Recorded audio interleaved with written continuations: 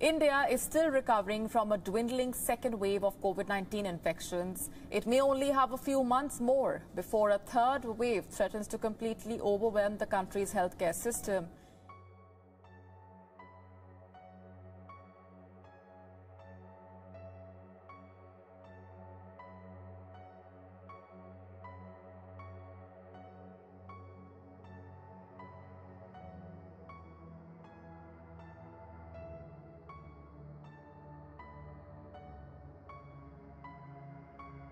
Angka kematian akibat COVID-19 di Indonesia menjadi yang tertinggi se-Asia Tenggara.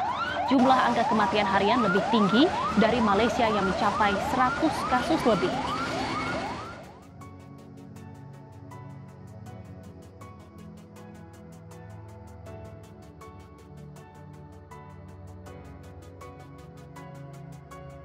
Ibu bapak dan saudara-saudara sekalian, ini skenario kedua, bila mana keadaan buruk atau lebih buruk, maka pada waktu itu kami sudah sampaikan agar kita membutuhkan langkah-langkah tegas, langkah-langkah berani untuk kita terapkan. Namun ini tentu saja butuh effort semua pihak, semua elemen masyarakat. Kami melihat ada sedikit keterlambatan dari apa yang sedang kita lakukan saat ini.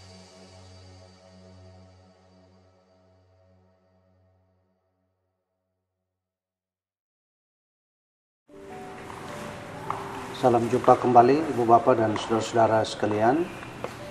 Kita bersyukur bahwa sekalipun situasi kita di hari-hari belakangan ini, minggu-minggu belakangan ini menunjukkan pola peningkatan penyebaran COVID-19 yang terus meninggi. Kita semua kami harapkan dalam keadaan sehat, kita dalam keadaan yang baik, sehingga kita masih bisa mensyukuri kehidupan yang Tuhan berikan kepada kita dalam berbagai tugas dan tanggung jawab peran yang kita mainkan. Dan perkenankan saya kembali menyapa Bapak Ibu di dalam kondisi setiap kita masing-masing. Semoga kita semua dalam keadaan damai sejahtera.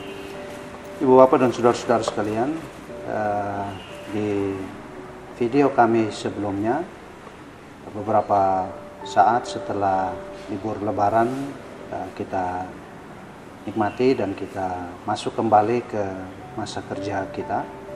Kami dari UKSW telah mencoba untuk memberikan pandangan-pandangan kami untuk mencermati keadaan yang berkembang pada saat itu, dan juga mencoba untuk mengajukan sejumlah catatan kami, saran atau rekomendasi kami bila mana keadaan itu berubah dari apa yang sedang terjadi pada saat itu ke keadaan yang mungkin saja lebih buruk dari apa yang kita inginkan. Kami membuat dua skenario pada waktu itu. Yang pertama adalah berharap keadaan tetap baik, pola penurunan angka penyebaran COVID-19 pada waktu itu berlanjut, sekalipun kita lepas dari libur dan biasanya libur itu membuat angka naik. Kami tetap berpengharapan bahwa keadaan bisa tetap baik. Namun saya kira kita tidak dapat mengatakan apa-apa selain apa yang keadaan kita, realitas atau data tunjukkan kepada kita. Dan sejak saat itu kita melihat angka penyebaran yang konstan meningkat dari waktu ke waktu, minggu ke minggu. Jadi kita bergerak dari angka 3.000-an kasus positif baru secara nasional di tiap hari, naik ke 4.000, naik ke 5.000, naik ke 6.000, kemudian 7.000, lalu terjadi lonjakan yang sangat signifikan ke angka 12.000, bahkan kita sudah mencapai angka 13.000 kasus positif baru per hari. Ibu Bapak dan saudara-saudara sekalian, ini skenario kedua, bila mana keadaan buruk atau lebih buruk, maka pada waktu itu kami sudah sampaikan agar kita membutuhkan langkah-langkah tegas, langkah-langkah berani untuk kita terapkan agar dapat menghentikan atau memperkecil laju penyebaran ini, sehingga kembali ke angka yang rendah sampai dengan angka paling minimal yang saya kira kita dapat kendalikan sehingga COVID-19 ini tidak menjadi sesuatu yang berbahaya bagi kita. Namun ini tentu saja butuh effort semua pihak, semua elemen masyarakat. Kami melihat ada sedikit keterlambatan dari apa yang sedang kita lakukan saat ini, pemerintah lakukan.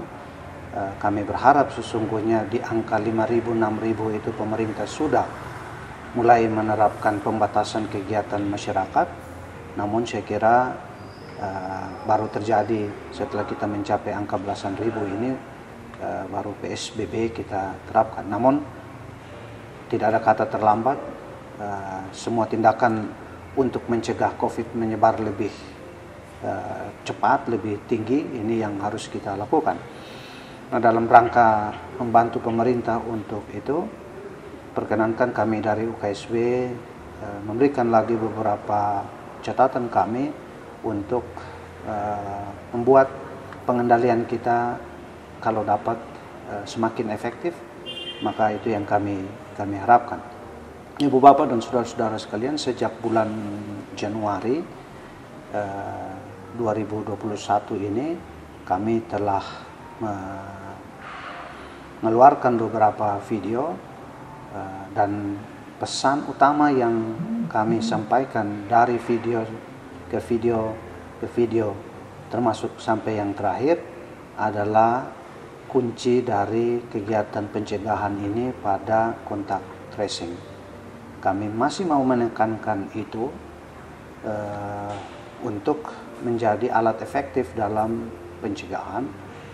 Kita tahu keterbatasan kapasitas kita untuk melakukan testing, namun kita juga tidak melihat bahwa masyarakat cukup responsif terhadap kegiatan khususnya ya isolasi mandiri yang masyarakat lakukan sendiri ketika atau bila mana mengetahui dirinya dalam tanda-tanda atau gejala-gejala fisik yang dapat mengarah kepada COVID-19. Karena itu isolasi adalah langkah-langkah yang kadang-kadang dilakukan dengan dorongan oleh pihak-pihak yang berwenang, dalam hal ini puskesmas, dalam hal ini pemerintah di kota kabupaten, dan berbagai perangkat yang ada termasuk di dalam organisasi-organisasi, pimpinan-pimpinan organisasi mengisolasi para pegawainya. Nah, Ibu Bapak dan saudara-saudara, bagaimana kontak tracing menjadi krusial di sana? Kalau kita perhatikan angka penyebaran COVID-19 yang saya kira pemerintah keluarkan, baik itu secara nasional maupun saya kira yang ada di tingkat kota kabupaten.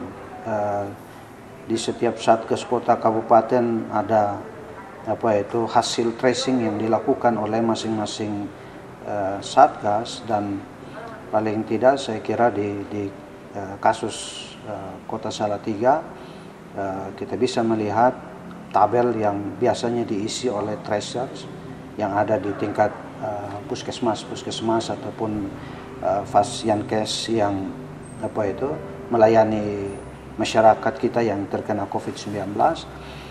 Nah, saya kira data seperti ini menunjukkan kepada kita bahwa elemen-elemen informasi yang harusnya kita perlukan ada di dalam hasil tracing ini rupanya tidak selalu ada di sana. Nah, jika informasi-informasi tertentu yang kita perlukan itu harusnya ada tetapi tidak ada, di sini problem besar kita. dalam melakukan tindak lanjut dari hasil tracing, karena bisa jadi hasil tracingnya tidak lengkap.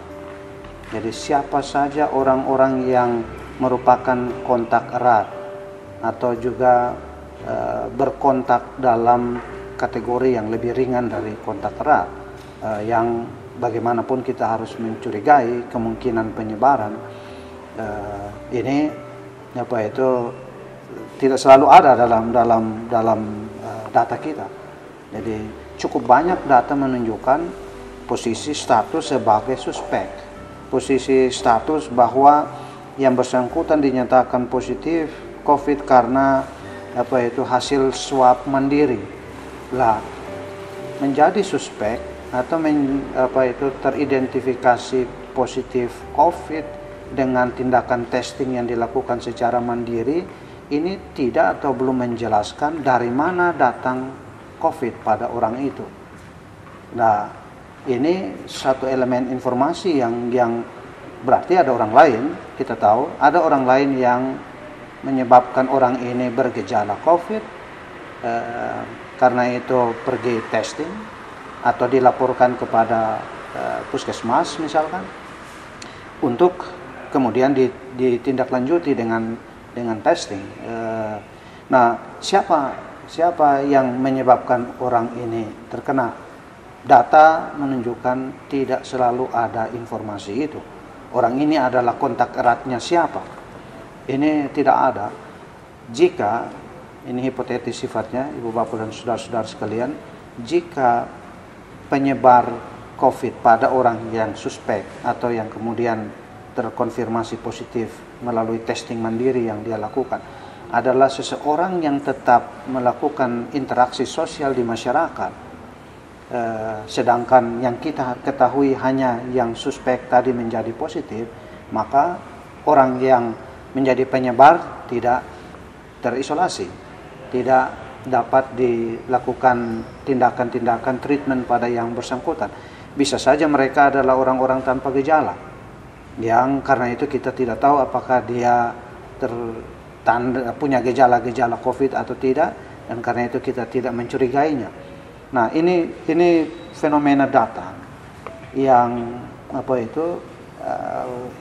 missing informasi-informasi tertentu dalam struktur data yang kita miliki di dalam proses tracing, dan karenanya langkah lanjut testing ataupun treatment pada orang-orang yang berada dalam rantai penyebaran COVID. Nah, jika demikian Bapak Ibu, ini masih satu sisi mencari penyebarnya siapa, ada kondisi di mana kita kadang-kadang tidak tahu siapa yang menyebarkan, tapi juga yang kami lakukan, dan di UKSW kami sudah menangani cukup banyak mahasiswa yang mahasiswa, dosen dan pegawai yang terkonfirmasi positif diduga COVID-19 ada dalam rantai kontak erat dengan yang positif. Nah, menggali informasi berkaitan dengan interaksi-interaksi yang terjadi di antara orang-orang ini, jadi yang suspek COVID dengan turunannya, dengan kemungkinan penyebarnya, ini tidak selalu informasi yang kita butuhkan untuk mendeteksi baik rantai ke belakang ke penyebar maupun rantai ke kemungkinan mereka yang dapat juga terinfeksi karena ada interaksi-interaksi yang terjadi di sana. Ini tidak selalu kita bisa dapatkan informasi secara lengkap.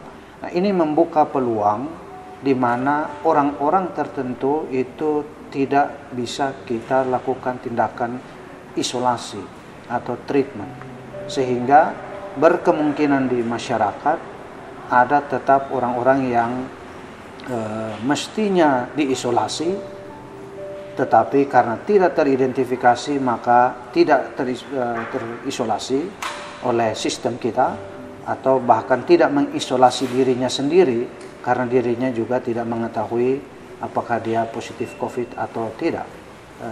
Kita tahu bahwa masih ada psikologi tertentu yang berkembang, rasa takut kalau positif, atau rasa menyepelekan penyakit ini. sehingga sikap proaktif untuk bawa diri ke puskesmas untuk diperiksakan atau aktif untuk diam saja di rumah kalau dirinya bisa terkena COVID dan bisa menjadi penyebar COVID. Nah, ini belum semua kita bisa secara sadar, secara proaktif melakukan tindakan-tindakan mengisolasi diri sendiri. Karena itu ada kemungkinan penyebar-penyebar yang tidak teridentifikasi ini ada di sekeliling kita. Nah, Ibu Bapak dan saudara-saudara, data menunjukkan peningkatan yang cukup konsisten. Itu karenanya tadi data nasional misalkan menunjukkan dari 3.000 ke 4.000, 4.000 ke 5.000, 5.000 ke 6.000, terus sampai posisi 12.000, 13.000. Nah, ini dapat disumbangkan oleh kemungkinan tidak teridentifikasinya orang-orang yang positif yang tetap ada berinteraksi dengan orang lain. Nah, ini problem besar kita. Mengapa kontak tracing harus tuntas? Mengapa kontak tracing harus lengkap? Mengapa kontak tracing harus kemudian di follow up secepatnya untuk melakukan tindakan isolasi pada orang-orang yang diduga berada dalam kontak-kontak dengan orang-orang terduga atau orang-orang positif. Nah, kami berharap bahwa kita semua warga masyarakat secara pribadi, secara kelompok dapat membantu pemerintah untuk proaktif, untuk dapat bertindak melindungi diri kita sendiri, melindungi orang lain, sehingga penyebaran COVID-19 yang tadi sedang meningkat tajam pasca libur lebaran ini dapat dikendalikan oleh kita semua, khususnya oleh pemerintah yang hari ini sistem dan struktur pemerintahan dan berbagai elemen masyarakat, elemen pemerintahan dapat sudah ditugaskan untuk bekerja melakukan kontrol sosial di berbagai titik dan di berbagai titik tempat dan waktu. Kami berharap bahwa apa yang sedang dikerjakan PSBB yang diberlakukan kembali ini dapat ditopang oleh sikap proaktif dan sikap perlindungan diri yang masyarakat lakukan, baik untuk dirinya sendiri maupun untuk orang lain. Masih ada berbagai macam elemen informasi yang kita perlu bicarakan dalam kacamata membangun sistem tracing dan karenanya isolasi dan testing yang dapat kita diskusikan, Ibu Bapak, dapat kita munculkan dan karenanya menjadi perhatian bersama. Namun kami untuk kali ini memfokuskan di sana beberapa elemen informasi yang kita perlukan dalam kontak tracing, yang kami berharap di satgas-satgas COVID-19 di tiap kota kabupaten informasi itu kalau bisa ada, itu akan membantu kita untuk mengambil kebijakan isolasi yang tepat. Satu contoh kecil saja tentang mekanisme penyebaran yang sudah terjadi. Hari-hari ini melalui kebijakan PSBB kita pemerintah membatasi berbagai macam aktivitas publik, misalkan di tempat wisata, misalkan di tempat-tempat penjualan makanan, ya, restoran dan lain sebagainya, dibatasi jamnya. Ini tentu saja merupakan ruang publik, tempat interaksi sosial terjadi yang bisa membawa efek penyebaran COVID-19. Tetapi solusi seperti ini adalah solusi umum yang belum mengarah secara spesifik. Sebetulnya penyebaran di suatu wilayah itu terjadi karena mekanisme interaksi yang macam apa. Bila mana data kontak tracing itu lengkap, kita akan tahu bahwa ini terjadi karena ada kumpulan X, dan kegiatan seperti kumpulan X ini terjadi. Nah, ini mestinya merupakan satu informasi spesifik yang karenanya kita harus membatasi kegiatan yang spesifik seperti itu. Jadi kegiatan X yang teridentifikasi di waktu-waktu kemarin itu menjadi mekanisme utama penyebaran COVID-19 itu dihentikan terlebih dahulu, dibatasi, dan lain sebagainya. Nah, kalau tidak ada informasi tentang mekanisme spesifik seperti ini, maka solusi kita akan generik, akan bersifat menyasar pada mekanisme-mekanisme sosial pada umumnya yang belum tentu itu merupakan sumber penyebaran COVID di suatu tempat pada waktu itu. Jadi ini bisa salah sasaran kita. Benar bahwa kita membatasi kegiatan-kegiatan di ruang publik yang dapat menyebabkan COVID, tetapi belum tentu itu solusi efektif bagi penyebaran COVID di tempat itu karena tidak tepat pada mekanisme spesifik yang menjadi sumber penyebaran COVID-19. Nah, kami berharap bahwa analisis terhadap rantai penyebaran yang mungkin yang terjadi pada kasus-kasus yang ada hari ke hari. Nah, analisis seperti itu bisa dilakukan dengan cukup detail, cukup lengkap, sehingga solusi spesifik yang diambil juga tepat pada sasarannya. Nah, ini Ibu Bapak dan saudara-saudara sekalian, kami berharap dapat menjadi perhatian kita semua. Kami berharap bahwa alat pengendalian kita, sistem pengendalian yang efektif yang kita jalankan ini makin diperlengkapi dengan berbagai aspek-aspek spesifik yang karenanya membuat tidak hanya kita bisa turunkan sebentar tapi lalu naik lagi. Ini menunjukkan sistem pengendalian yang tidak konstan, tidak konsisten. Kami berharap bahwa sistem pengendalian kita akan makin baik dan karenanya kita bisa menekan COVID-19 ini sampai ke tingkat paling minimal yang paling mungkin bisa kita lakukan, karena virus ini saya kira merupakan virus yang kita tidak atau belum mengerti secara lengkap, secara tuntas, mengalami mutasi setiap saat, dan karena itu memberi warna baru, pengetahuan baru bagi kita tentang bagaimana dia bekerja dalam penyebaran dan juga dalam keparahan penderitaan atau sakit yang dialami oleh mereka yang terinfeksi oleh virus ini. Demikian dari kami untuk kesempatan kali ini. Kami akan menjumpai Ibu Bapak dan saudara-saudara sekalian dari ruang kami di UKSW ini untuk menyampaikan beberapa hal yang kami pandang perlu untuk kami share. Terima kasih. Salam sejahtera buat kita semua. Salam sehat. Kiranya Tuhan yang Maha Kuasa menolong kita semua dalam menjalankan setiap tugas dan tanggung jawab kita, dan juga menjadi bagian yang menyelesaikan persoalan COVID-19 di sekeliling kita. Tuhan menolong kita.